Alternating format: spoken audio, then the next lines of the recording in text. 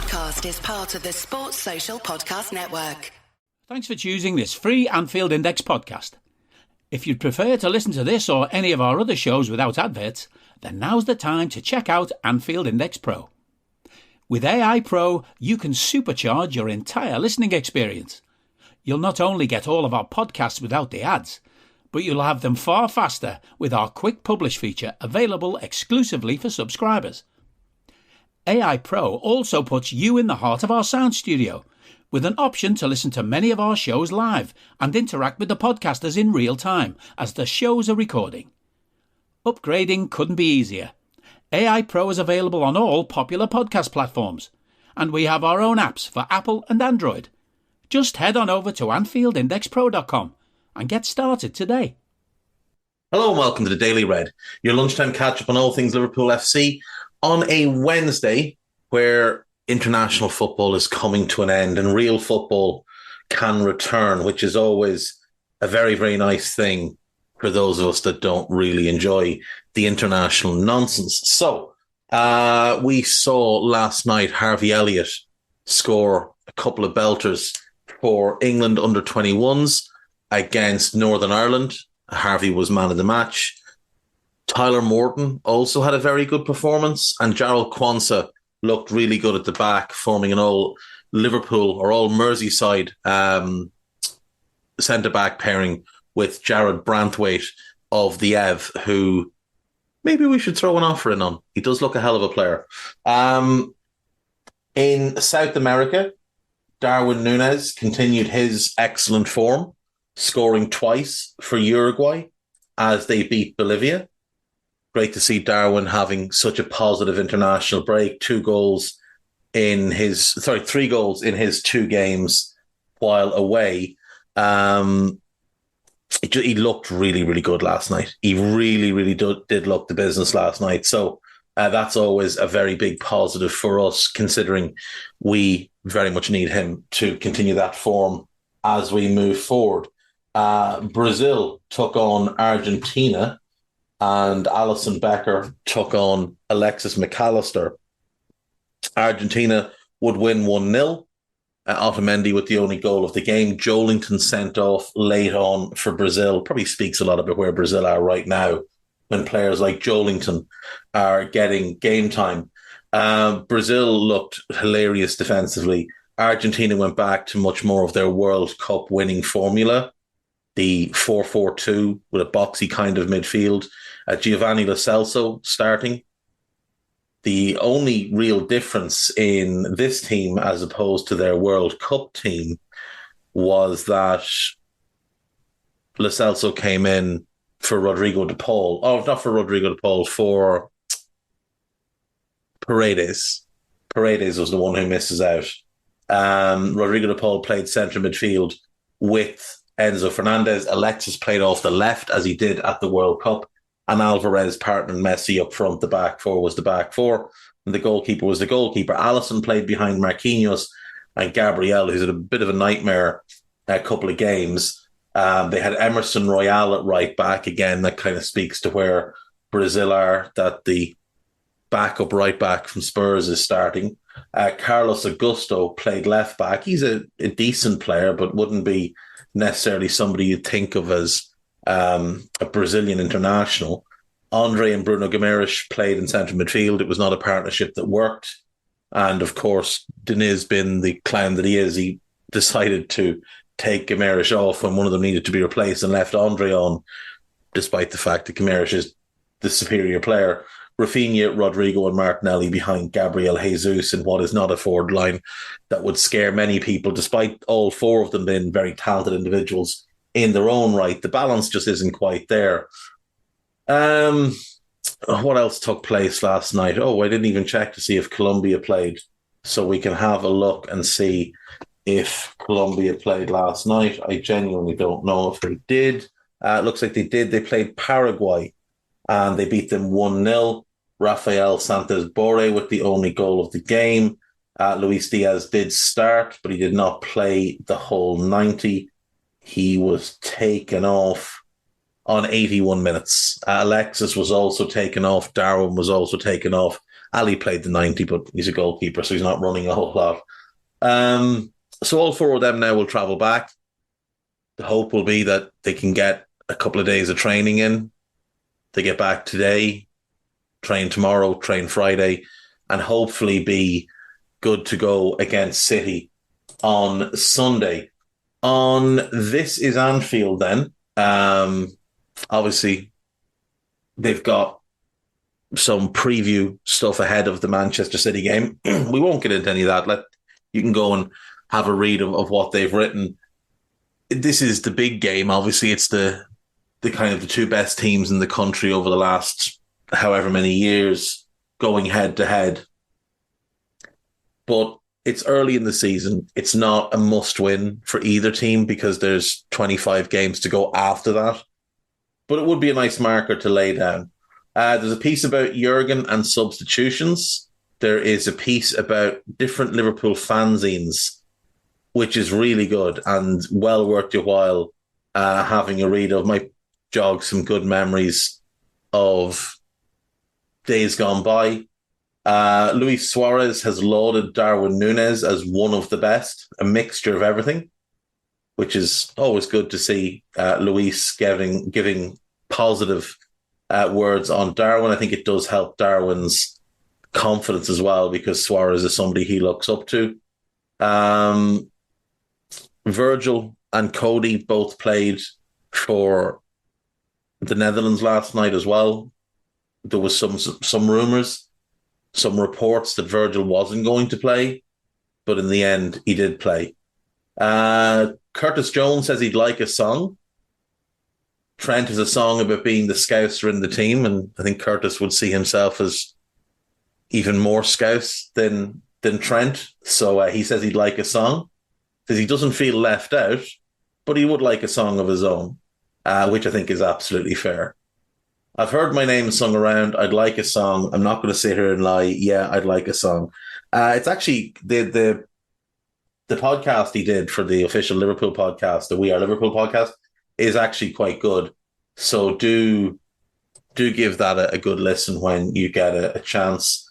There's a piece here about Liverpool and Hungarians pre-Szoboszlai, and it's not all that pretty in terms of reading. Now, Jack Lusby's done a really good job at putting it together, but when you see some of the names, you do just kind of think, oh, yeah, not ideal. But some of them had real talent and went on to have decent careers elsewhere, just not at the level of a Liverpool.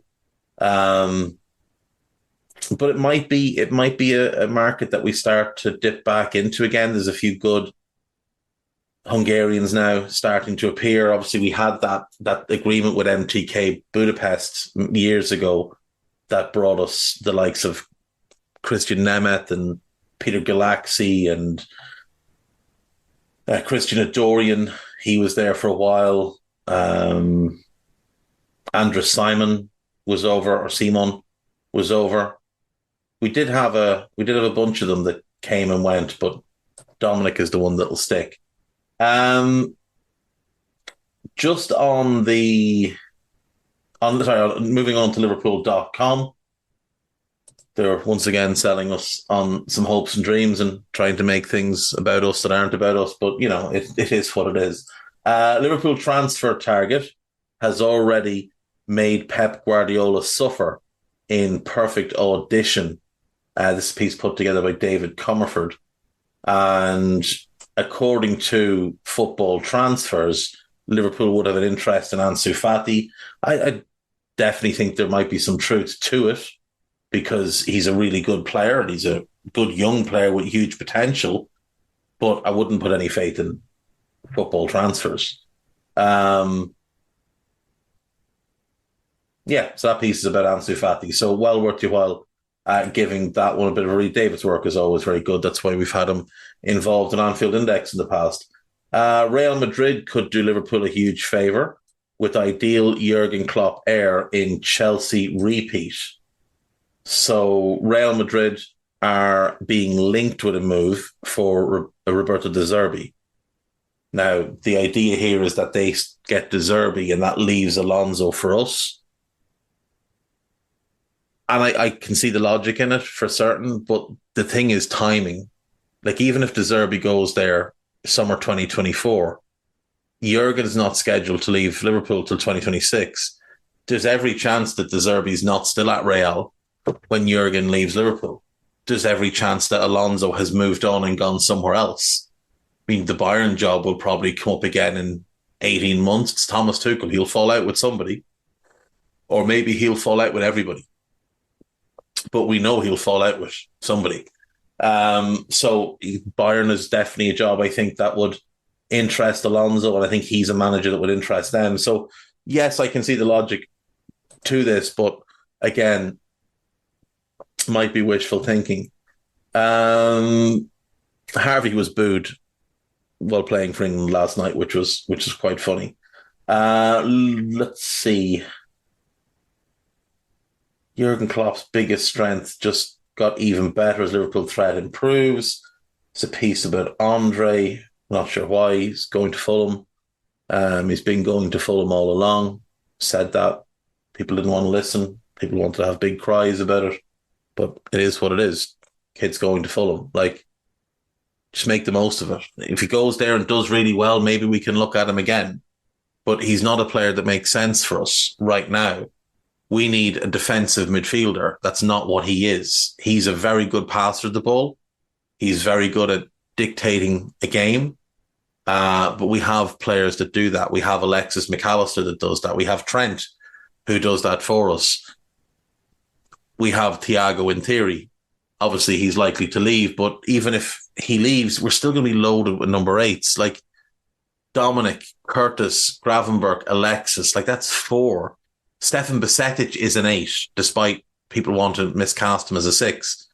Harvey Elliott gets miscast as an 8. They're 6. But that's 6. Tyler Morton could come back and maybe he becomes a squad player. They're 7. Like, we can't sign any more 8s. We don't have the space for them. We won't have the games for them. Bobby Clark will be an 8. There's 8 of them. Like, how many do you want? You've got now 4 teams worth of number 8s, all different shapes and sizes. All of them do different things. We don't need Andre. We're not missing what Andre offers in our squad, as good as he is. And he is a good player, there's no doubt. But he's not what we need. What we need is a 6. We need a defensive midfielder. We need a ball winner. We need someone that will shield that defence. Someone that will give our 8s a platform to play off. Someone who'll just win the ball back and give it to Trent, give it to Alexis, give it to Dominic, give it to whoever. That's what we need. We don't need Andre. For signing someone from Brazil, Gabriel Mascardo is the one that makes sense. He's only 18, so he's a prospect, but he makes sense. He's a pure number 6. He's really good as well. He makes a lot more sense for us than Andre. If we were signing someone from that Copa Libertadores final, Ezequiel Fernandez would make a lot more sense than Andre, because again, he's a proper number 6 and he's a very good one as well. But I think we'll look closer to home. We'll look for somebody a bit more proven. It wouldn't surprise me if maybe we did kick the tires on João Palhinha. I know his age would count against him normally, but it has been pointed out he doesn't have a huge amount of miles in his legs, doesn't have a huge minute count behind him. He's already proven himself as one of the best in the Premier League. I would say he's, of holding midfielders, of defensive midfielders, he's probably a top 5 defensive midfielder. Your Rodri's the clear number 1. Boubacar Kamara, Czech Decore, Paulinho, and Thomas Partey would be the next 4. Casemiro, obviously, but he does look washed. Like, he does look really, really washed. They would be the next 4. Then, I mean, Yves Bissouma, you could include in that group as well. He's very much on their level, but the Spurs midfield is basically two lads who do a bit of everything. There's not one designated defensive midfielder. Basuma is probably the more defensive of the two, but that's because Matar Sarr is excellent at going and searching the ball out, doing more of the Kante role. So Basuma is reining his game in a little bit, but they can swap. And Basuma can go and be more of a hunter. And Sarr can sit in. So, neither of them are really playing as a pure defensive midfielder. Neither of them are playing as a six. But Basuma would be in that group. He's an outstanding player. Caicedo's more than good enough to be in that group as well. He's not playing well at the moment. And he needs a little bit of adjusting to what he does. Kamara makes a lot of sense for us. He really does. The more you start to look around at who might be available, there's some talk of Bruno Guimaraes, but he doesn't really fix our problem as brilliant as he is. He's an 8, been miscast as a 6, and he can get away with it because he's bigger, stronger, and faster than, say, Alexis or Andre would be. But he's still not quite right defensively in that role and still not getting the best out of him. But you look at someone like Kamara, 6 foot, so he's, good size. He's good in the air. He's quick. He's a great tackler. Reads the game brilliantly. Benefits hugely from the fact that he came through at Marseille as a centre-back. Also benefits from the fact that when he broke into the first team at Marseille, he was playing left-back. So he had to learn to be a lot more comfortable on his weaker side. So he has become quite two-footed. He can receive and pass off either foot. Hey, this is Chuck the Goat from Goat USA. I wanted to break into your podcast and tell you about the new Goat USA store, coming to Garden State Plaza on November 1st. If you love high-quality lifestyle apparel, then get in on the hottest athletic lifestyle brand. Come buy an iconic t-shirt and heavenly soft-hooded sweatshirt and start feeling like the greatest of all time. So come on out to Garden State Plaza in November and get your Goat USA swag. Goat USA, apparel for kids and adults. Chuck out. 23 years of age, turns 24 actually tomorrow, so happy birthday to him. So from an age profile, he fits really well into Alexis, Trent, and Dominic, and Curtis, and Gravenberch. He fits really well in with that group age-wise. There's some talk that there's a buyout clause in his contract for Champions League clubs. Now, obviously, we're not a Champions League club at the moment, but perhaps by next summer we will be. I would rather address the situation in January if we could, but if it meant waiting for someone like him, I'd be on board with that. He has had some injuries. That's definitely a bit of a concern. There is a problematic ankle that he's injured a few times, but when you look at his injuries, broken arm, you're not going to worry about. A couple of ankle issues at Marseille. A muscle tear, it's the only muscle problem he's ever really had. Then a knee injury just after joining Villa, and then an ankle injury later in the season. That one that repeated itself, so you could mark it down as 2, but I would say it was 1 injury. So he's had 3 different ankle issues. Now, it hasn't been the same ankle both times. 2 of them are on 1. But they're the 2 more serious issues that he's had with his ankle. But I think from a defensive point of view, you're not going to do better than him. Like, he is the ideal shield to put in front of our defence. He's the Fabinho replacement. And a couple of years ago, we were talking with him on the Transfer Committee podcast about him coming on board as almost a utility player, can play right back, centre back, left back, holding midfield. He could be like a massively upgraded version of Milner. But since Villas-Boas moved him into that holding midfield role at Marseille, because the knock on him was, as a centre-back at 6 foot, he's a little bit too short for Liverpool. But Villas-Boas made the decision to put him permanently in as a holding midfielder at Marseille. And he has just gone from strength to strength to strength. And I still have not figured out how Aston Villa managed to sign him, because he absolutely could have gone to a Champions League club. He turned down Atletico Madrid to join Villa. Now, I assume he's on huge money. Reports are it's about 150 grand a week. So he probably would want a little bump on that. But given his age, his profile, the potential for growth with him, I do think there's huge room for him to go up through the levels, especially at a club like ours where you'll have Ibu until behind him, Alexis and Dominic either side of him, and players like Mo and Darwin ahead of him. But he has stood out for me this season. I think him and Douglas Luiz have been brilliant. He won't get you excited from an attacking point of view. He's largely a non-factor in the final third, but his passing numbers are solid. 88.2% pass completion rate. Good on short passes, great on medium range passes. Not a great long passer, but doesn't try too many of them, knows his own limitations. You look at the defensive numbers, they're all pretty strong, above average. Stops a lot of dribblers going through the middle of that Villa team, which is something that was a distinct weakness before he got there and when he's been out. Doesn't get a boatload of interceptions, but that's because he has understood that interceptions are a massive risk and not a risk worth taking a lot of the time.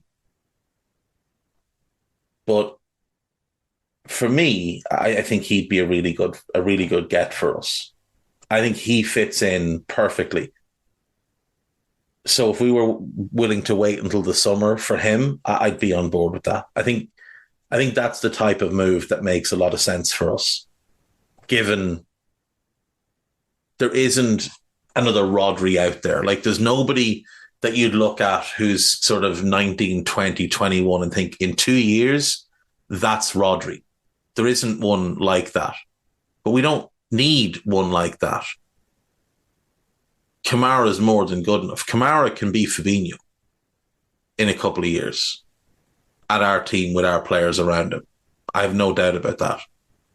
Rodri's on a bit of a different level. Like, Rodri's better than Fab ever was. But that's fine. That just, you make up for it in other spots. You still got a great holding midfielder. He's just not as good as somebody else's holding midfielder. But then their centre-backs aren't as good as our centre-backs. Their goalkeeper's not as good as our goalkeeper. Their full-backs, well, their right-back's not as good as our right-back. Their left-back is better than ours, but you don't worry too much about it. They don't have Mo Salah. You know, different things like that. They have advantages in some places. We're going to have advantages in other places. As long as we don't have a weakness, and you'll never have a weakness in that position if you've got someone like Boubacar Kamara. That was a little tangent that I wasn't expecting to go on, but there it is. Moving on to AnfieldIndex.com. Myself and Carl did a scouted pod, which came out yesterday, I think, where we went through the best and worst, the best teams of our personal best Premier League 11 from the 90s, the 2000s and the 2010s, and our most disappointing team of this year. So that's been turned into an article as well. There is a piece about the new leadership group at Liverpool, a piece ahead of City. There's a piece based on the latest Minefield podcast, Alan O'Donoghue talking about the multi-club model, which is very, very good. There is that Minefield podcast, which is always, always excellent. So make sure you give that a listen. There is that Scouted that I mentioned, so give that a listen. We've recorded 2 more Scouteds, one for City and then one where we went through all the questions that we've gotten in Discord over the last little while. And then there is that, so those 2 will come out. The City one probably today or tomorrow. I'm guessing the one where we did the questions will come out post City game. And now that I think of it, we've kind of answered the questions that Andy Wales put in because they were about the City game. And we said in that pod, which is a bit screwed time-wise because obviously it comes out afterwards, we said we'd talk about them in the City game. We kind of answered them, not specifically, but kind of. And there is that Under Pressure pod that I mentioned yesterday, which is always a good listen. So there you go, folks. That's what we have. I will be back tomorrow. Take care of yourselves. Bye-bye. We hope you enjoyed listening to this Anfield Index show. Please be sure to subscribe to our channel so future podcasts find their way to your device automatically. There's nothing quite like fan engagement, and we'd love to know what you think of anything discussed on this show. The best way to get in touch is over on our free Discord community, where both podcasters and listeners debate the hottest LFC topics 24/7. Sign up free now at AnfieldIndex.com/Discord. You won't regret it. You can also follow us on Twitter at Anfield Index and find us on Facebook by searching for Anfield Index. Oh, and before you go, we'd love it if you could leave us a 5-star review on your favourite podcast app. It only takes a couple of seconds, and it means the world to the people who create these free shows. Sports Social Podcast Network.